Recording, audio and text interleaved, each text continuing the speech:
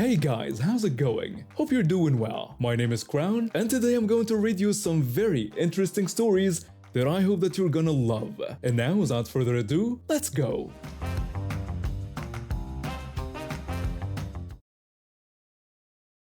After years of apartment living, I finally saved enough to buy my first house. I was excited about home ownership and thought a newer neighborhood would be perfect. Everything clean, modern, and well maintained. The development I chose was one of those cookie cutter communities in Florida where they built about 100 homes in just a few weeks. When I moved in, the place went from ghost town to completely filled in literally a month. Moving trucks were everywhere every weekend. The neighborhood came with a homeowners association, which I figured would help keep property values up. They gave me the conditions, covenants, and restrictions when I moved in, which outlined what we could and couldn't do. Standard stuff about lawn care, paint colors, that sort of thing. What they didn't give me were the bylaws that explained how violations and complaints were handled. I didn't think much of it at the time. Everything seemed great for the first couple of months. I was settling in nicely, getting to know a few neighbors, and enjoying having my own space. Then month 3 happened. I came home from work to find a thick packet taped to my front door. It was a notice of intent to lien. According to this document, I was delinquent on multiple violations, many of them repeated offenses. The list included things like not keeping garbage cans out of sight, even though I kept them on the side of the house, like most of my neighbors. They cited standing water between the sides of homes, which was a grading issue I was already fighting with the developer about. They said I was parking one of my vehicles in the driveway, but over the sidewalk line, my bushes weren't trimmed appropriately, and I had made unapproved modifications to my doorway by installing a Ring doorbell camera. The total came to $4,032.12 for violations, late fees, and legal fees. I immediately sent an email requesting more information. No response. I tried again the next day and the day after that. Still nothing. By day 4, I was getting pretty frustrated and sent what I'll admit was a hostile email threatening legal action. That finally got their attention. The board secretary replied that all communications about violations would only be addressed through communication methods approved in the bylaws. I fired back asking for a copy of the bylaws. They responded that all requests for the bylaws had to be submitted via approved communications methods, as per the bylaws. At this point, I was about ready to lose my mind, but I took a deep breath and reminded myself that I had 45 days from the notice, and it had only been a few days. I had time to figure this out. Something most people don't know about developers and homeowners associations in Florida is the developer drafts the initial documents and then hands them off to the board. My developer, whose name started with D and ended with something that rhymes with Morton, was already on my bad side for multiple issues, including that grading problem. When I emailed my contacts there requesting a copy of the bylaws, I think they didn't want to add to the growing list of complaints I was already sending them. I had a copy within minutes. That's when I discovered the certified mail requirement. According to the bylaws, all communication was supposed to be by certified mail. Every violation was to be filed separately and delivered by certified mail. Each notice of failure to cure, each late fee notice, everything had to be certified mail. I had 8 unique violations plus repeat violations over 9 weeks. At minimum, I should have received 22 notices via certified mail at around $7 each. But I hadn't received a single certified letter before that lien notice. The wheels started turning in my head. If they wanted to play games and try to shake me down for $4,000, I was willing to spend a good chunk of that just to mess with them right back. I took 2 days off work and prepared my counterattack. Step 1 was drafting a single-page warning to my neighbors. I explained the situation without personal details, warned anyone going through something similar about what the bylaws actually said, and told them they should all immediately request copies of the bylaws via certified mail. I provided the board address and the exact language to use, which meant the board had to respond with a printed copy of the 29-page bylaws via certified mail. I also explained what neighbors should do if they were fighting infractions or had received lien notices. I printed about 150 copies, since that's how many houses were in the neighborhood. A few close neighbors helped me stick a notice on every door. Step 2 was fighting each violation individually. I drafted template language indicating I was refuting each violation, included boilerplate explanations for why I was contesting it, and added the finishing touch, a formal request for a copy of the delivery receipt for each notice that was supposed to have been delivered via certified mail as required by the bylaws. I customized each letter specifically to address the violation and copied in language from the conditions, covenants, and restrictions that proved I wasn't actually in violation. Then I sent 23 certified letters, 22 for violations and 1 extra contesting the lien. Another tidbit about Florida law is homeowners associations operate under something called rebuttable presumption, meaning any request for official records has to be responded to within 10 business days. I sent the letters on a Thursday, and each included a request for official records. They had 2 weeks. About a week and a half later, I got a very strongly worded email basically saying all the violations were valid and I had 25 more days to comply or they'd pursue the lien. I responded tersely, reminding them that all communications regarding violations must be done through approved communication methods per Article 9 of their own bylaws. They had a few days to draft responses, include the records I requested, and mail them to me certified and individually per their own bylaws. They never did, so I sent 23 more follow-up letters indicating they had violated the Florida Homeowners Association Act, breached their own bylaws, and that I intended to pursue legal action if they didn't cease and desist. I wish I could tell you exactly what chaos ensued in their offices during this time, but I heard from a man married to one of the board members that something like 100 homes had requested copies of the bylaws via certified mail. On top of that, they had active liens on several homes and had issued notices of intent to lien to about 20 more properties. Everyone was now fighting them via certified mail.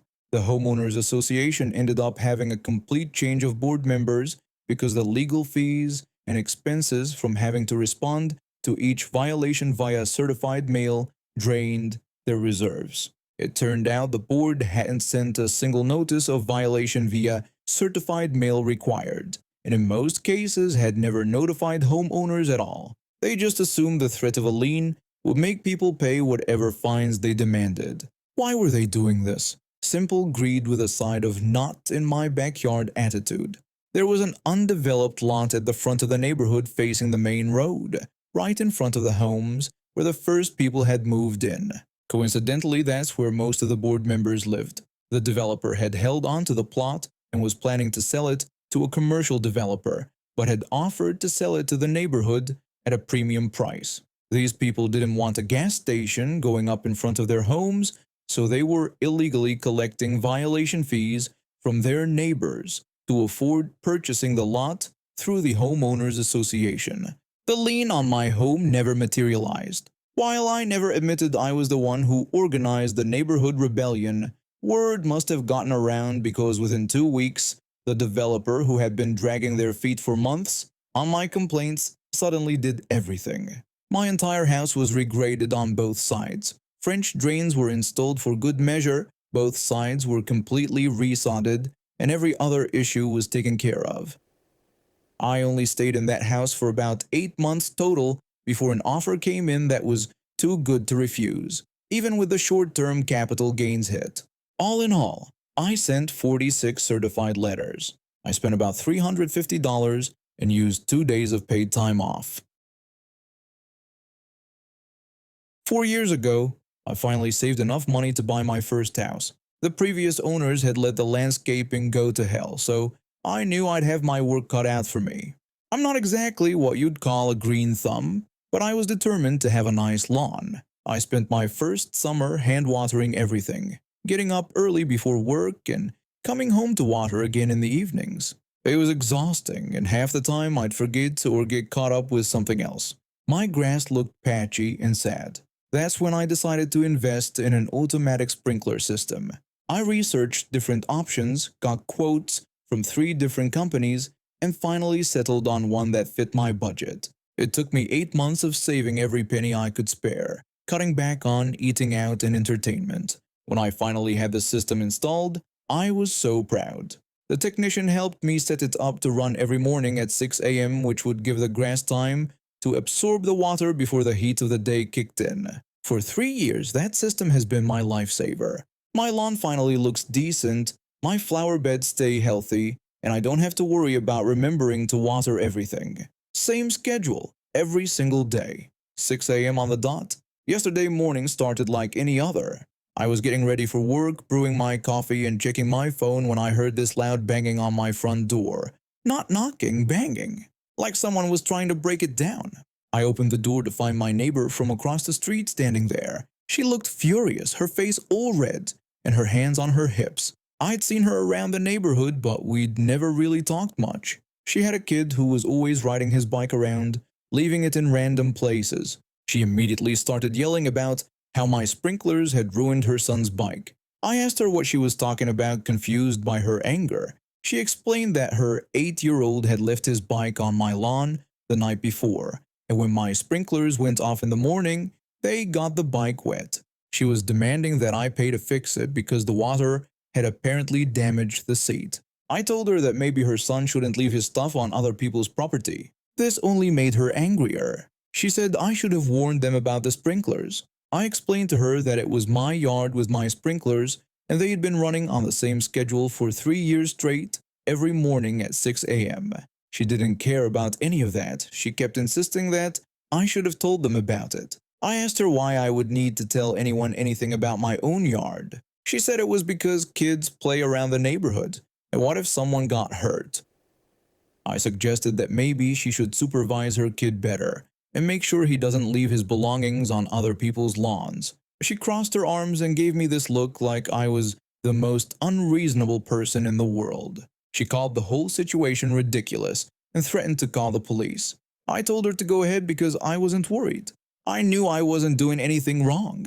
She walked back to her house and I could hear her on the phone talking loudly about property damage and negligent neighbors. I just shook my head and finished getting ready for work. About 20 minutes later, a police car pulled up. I watched from my window as an officer got out and walked over to her house. They talked for maybe 5 minutes. Then the officer walked over to my place. The officer greeted me politely and said he understood there was a dispute about sprinklers and a bicycle. I explained the situation to him, that her son had left his bike on my lawn overnight and my automatic sprinklers had gotten it wet.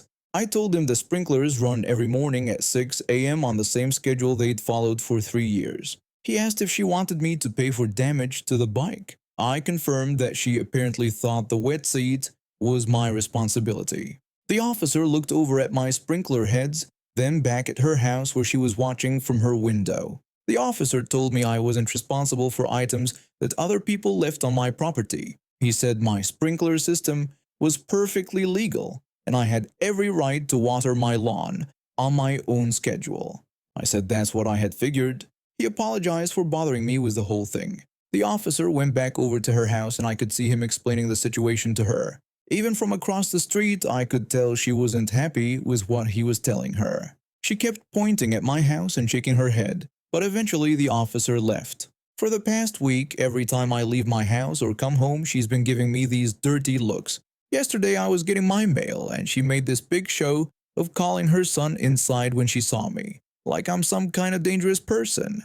This morning I noticed she'd put up a sign in her yard that says, "Watch for sprinklers," with an arrow pointing toward my house. I'm not sure what that's supposed to accomplish, but it gave me a good laugh. This afternoon I was working in my garage when I heard her talking to another neighbor, trying to get them on her side. She was going on about how I wouldn't pay for the bike seat and how it was completely ruined. The other neighbor asked her where the bike had been when it got wet. She admitted that her son had left it on my lawn, but said that wasn't the point. The other neighbor asked her why her kid had left his bike on someone else's property and why she was mad that their sprinklers got it wet. She insisted again that I should have warned them about the sprinklers. The other neighbor simply asked why, since it was my yard. I could hear the other neighbor walking away, clearly not interested in getting involved, in whatever drama she was trying to create. She is acting like I deliberately targeted her kid's bike with my sprinklers, when the reality is her son just happened to leave his stuff where it didn't belong. My sprinklers have been running on the exact same schedule for years.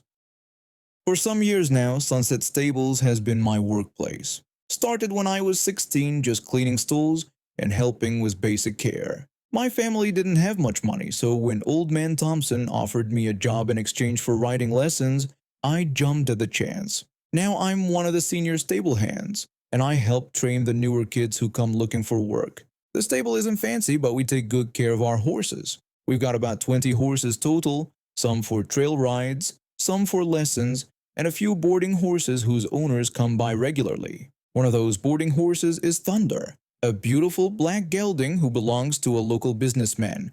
Thunder's got some spirit to him, but he's generally well behaved if you treat him with respect. That Tuesday started like any other day. I was mucking out stalls when I heard a car pull up way too fast in the gravel parking area. The door slammed hard, and I could hear someone stomping toward the barn in high heels. Not exactly proper stable footwear. She walked into the barn like she owned the place. Middle-aged woman with perfectly styled hair and expensive clothes that had no business being in a horse barn.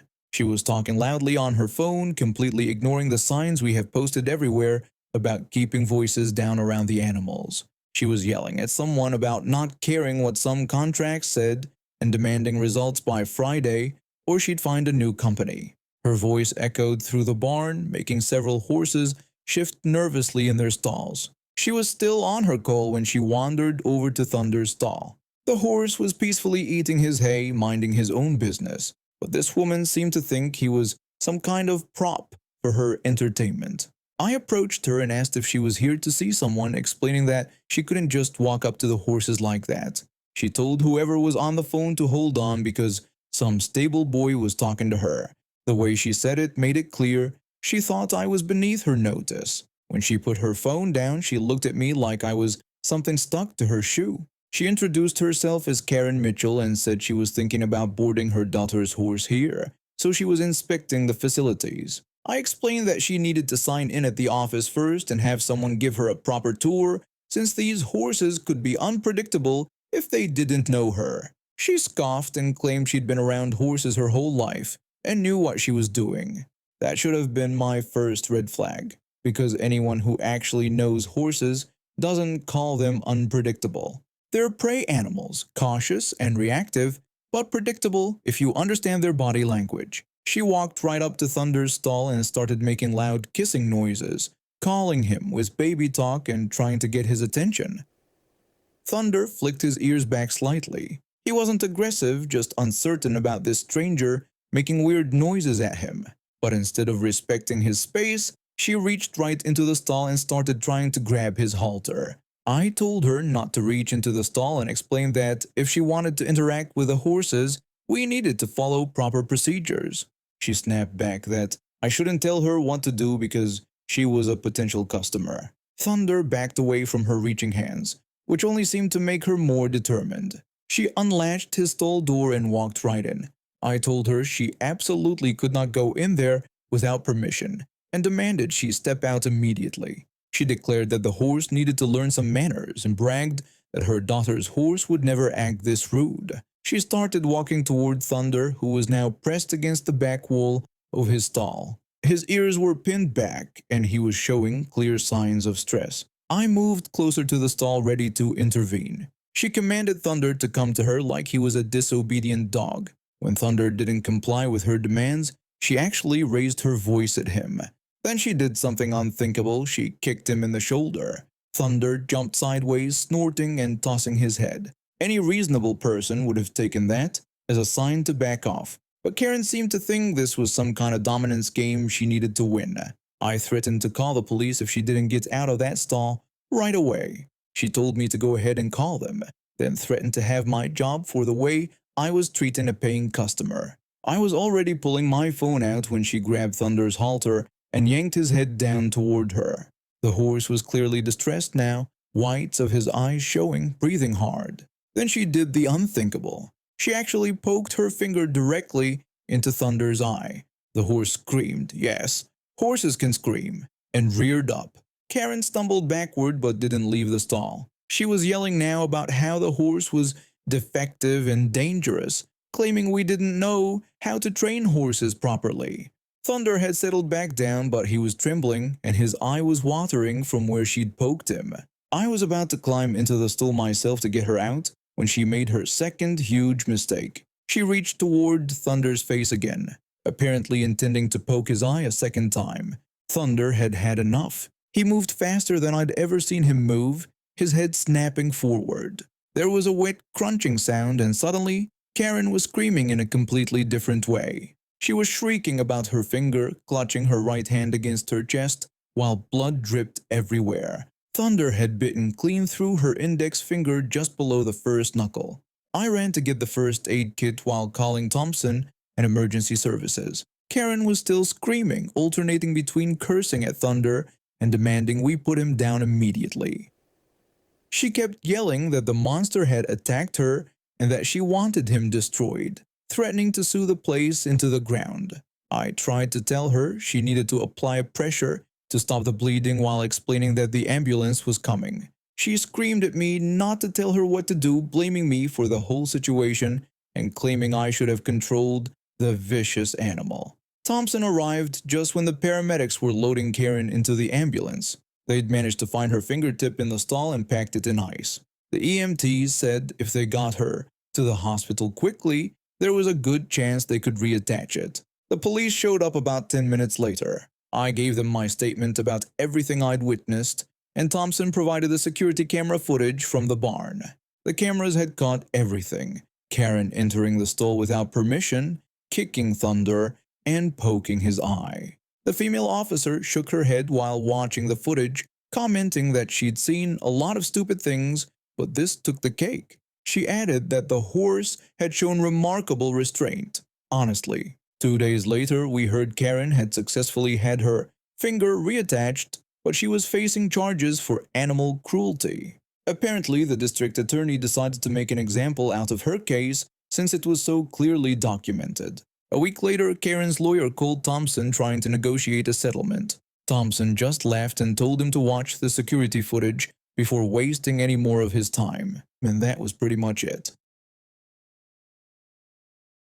I've been doing construction for 15 years now. Started right out of high school when my dad told me college wasn't for everyone and I had good hands for building things.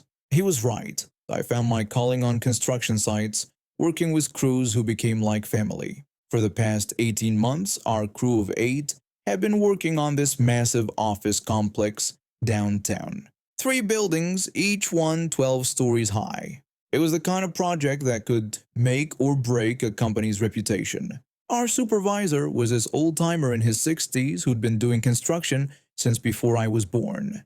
He knew the business inside and out, trusted us to do our jobs, and never micromanaged. If you had a problem, you brought it to him. If you had a solution, he listened. Simple as that.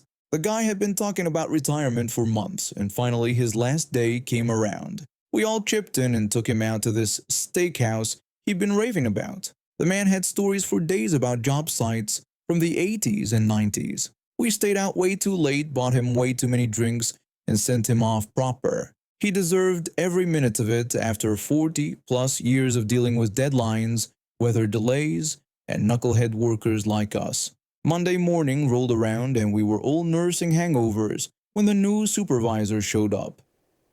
This kid couldn't have been more than 24, fresh out of some construction management program with his diploma still warm from the printer. He introduced himself as our new supervisor and immediately started walking around with his clipboard, making notes about everything we were doing.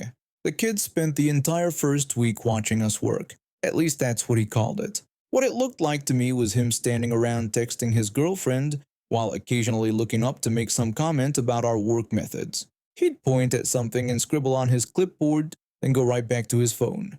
By Friday, I was getting pretty annoyed. We had deadlines to meet and this kid was treating the job site like his personal study hall. But I figured maybe he was just getting his bearings. New job, big responsibility, trying to learn the ropes. I gave him the benefit of the doubt. That benefit ran out real quick the following Monday. The kid called a meeting first thing in the morning. All 8 of us gathered around while he stood there with his clipboard and this serious expression like he was about to deliver some earth-shattering news. He told us he'd been watching our work for the past week and had found several areas where we could be more efficient. Then he dropped the bomb. He announced a new rule that every tool had to be returned to its exact spot immediately after each use. No exceptions whatsoever.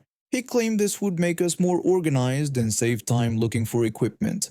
The whole crew just stared at him.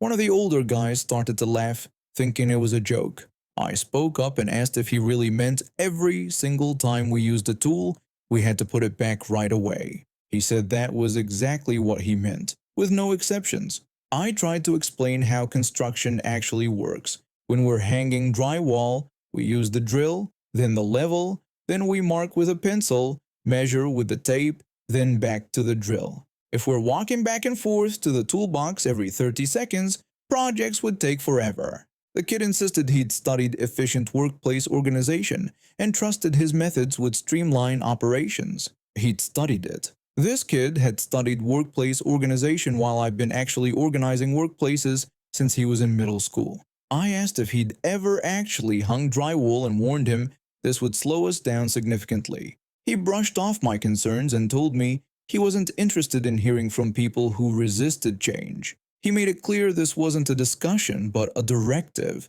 and anyone who couldn't follow his efficiency protocols could find work elsewhere. That's when I realized this wasn't about efficiency. This was about some fresh-faced kid trying to prove he was in charge by making us dance to his tune. Fine.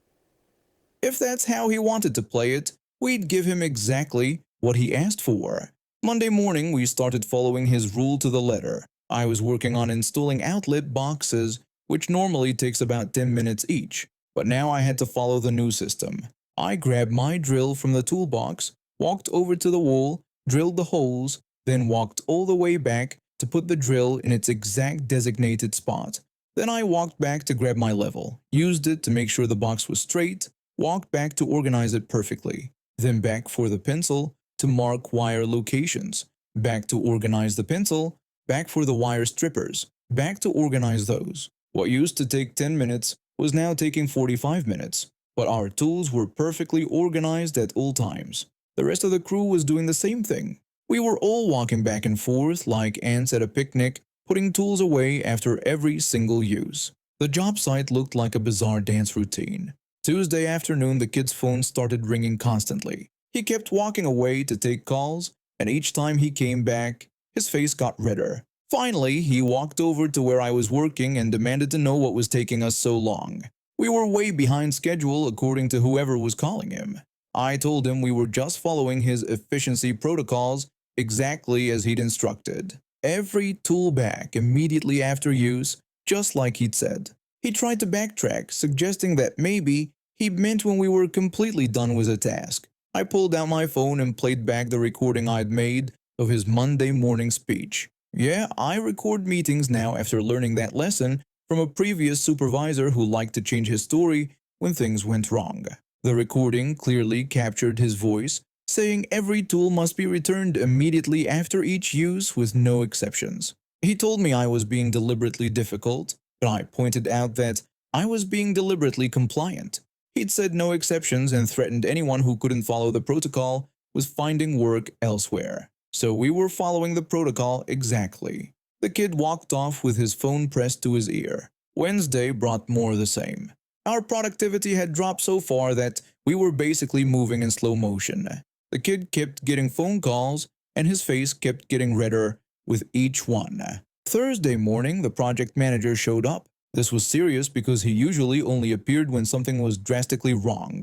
The project manager walked around watching us for about an hour. He saw me spend 10 minutes installing an outlet box, then another 10 minutes walking back and forth organizing tools. He finally asked what was going on and why everyone was moving like they were underwater. The kid tried to explain that we were following his new efficiency protocols, but the project manager pointed out that these protocols had dropped our productivity by 75%. When the project manager learned about the tool policy, He stared at the kid like he'd grown a second head. The kid tried to defend his system, claiming it was based on scientific management principles he'd learned in school. The project manager told him that whatever he'd learned in school clearly didn't apply to real construction work. He said the only thing getting managed here was managing to turn an 18-month project into a 3-year disaster. The kid got transferred the following Monday. Our old supervisor came back temporarily until they could find a proper replacement. He took one look at us obsessively organizing tools after every use and told us to cut it out because we had actual work to do. Within days, we were back to our normal rhythm. Tools stayed within arm's reach while working got organized at the end of tasks, and somehow the world didn't end. Amazing how that worked. We finished the entire project 2 weeks ahead of the original schedule. The client was so impressed they offered our company the contract for their next building. The project manager made sure to mention in his report that the brief experiment with micromanagement had nearly derailed everything, while returning to proven methods had saved both time and money. The kid never showed up at another one of our job sites. He'd switched to office work where his clipboard and management theories could live in their natural habitat. The thing is, I'm really careful about how I use my vacation days where I work. I don't take random days off for hangovers or use them for doctor appointments like some people do. I save them up all year for one good chunk of time where I can actually relax and recharge. This year, I decided to take the last week of August off. I put in the request back in January because I know how competitive vacation time can be, especially during the summer months. My plan was simple: stay home, catch up on some reading, maybe do some projects around the apartment, and just enjoy not having to think about spreadsheets and tax codes for 7 straight days. Nothing fancy, but it was something I've been looking forward to for months. There's this guy in my department, let's call him my co-worker since we're not really friends, just office acquaintances. He's one of those people who seems to live paycheck to paycheck, not because he doesn't make decent money, but because he spends it faster than it comes in. New gadgets, expensive dinners, weekend trips he can't really afford. I've heard him complaining about being broke more times than I can count, usually right after he shows up with some new purchase. He also has this habit of using his paid time off when he earns it. Sick day here, personal day there, long weekend for a concert. By the time summer rolls around, he's usually tapped out. I've seen this pattern for the past couple of years, but it's never been my problem. That changed last Tuesday. I was at my desk working on quarterly reports when he walked over. He had this casual, friendly expression that should have been my first warning sign.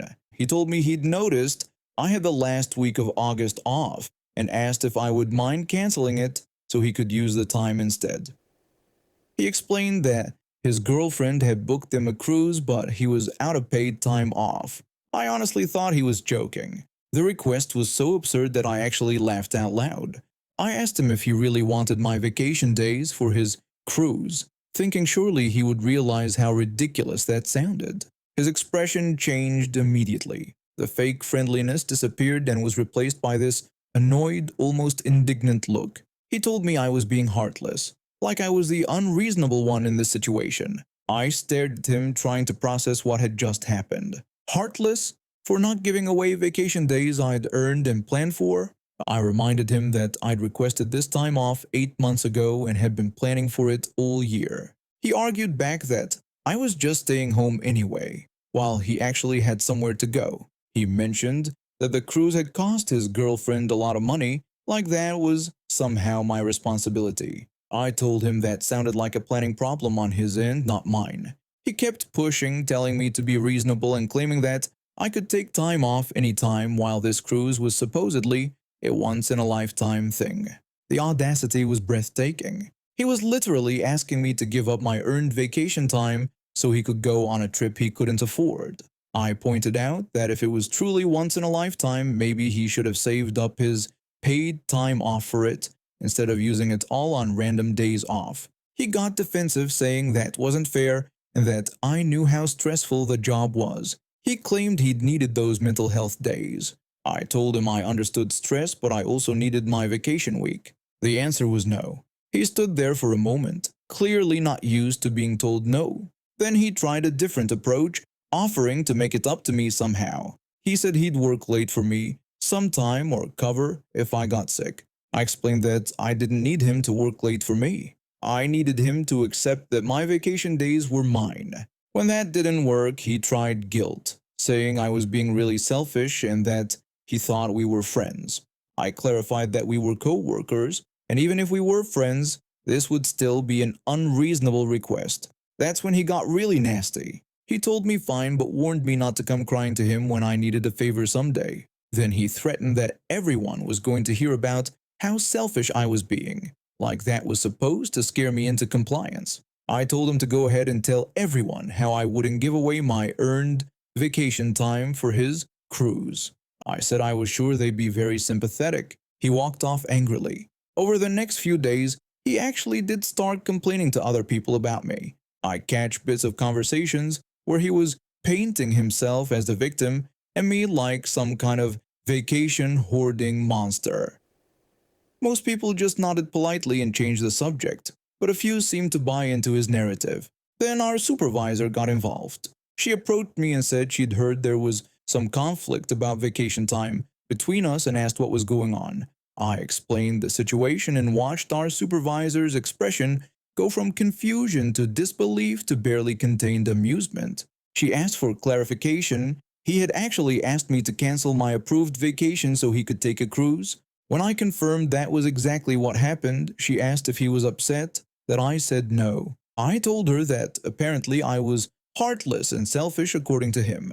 Our supervisor shook her head and walked away, but I could see her trying not to laugh. What came next was even better. My coworker had apparently been so confident that he could pressure me into giving up my vacation that he had already told his girlfriend they could go on the cruise. When that fell through, she was furious. Not at the situation, but at him for promising something he couldn't deliver. I heard they had a massive fight about it, and she ended up going on the cruise with her sister instead.